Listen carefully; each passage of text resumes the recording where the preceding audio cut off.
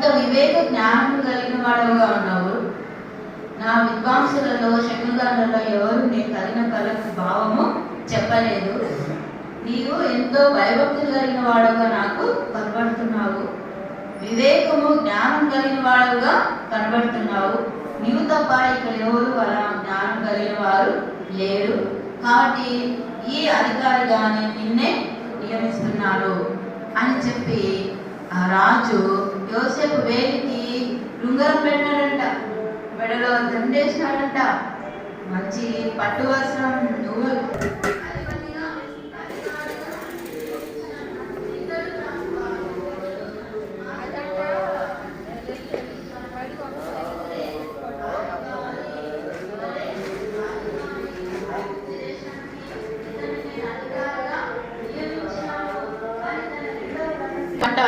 పండిన కాలాన్ని తినేస్తుందంట.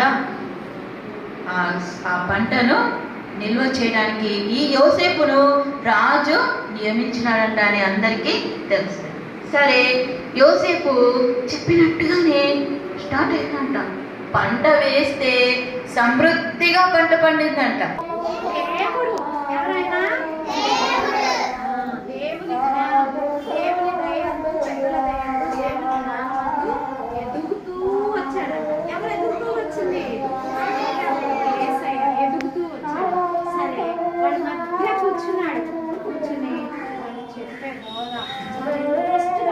ఇక్కడ చాలా మంది ఇంటర్లా వినాలి, చాలా ఇంట్రెస్ట్గా ఉంటున్నాడు.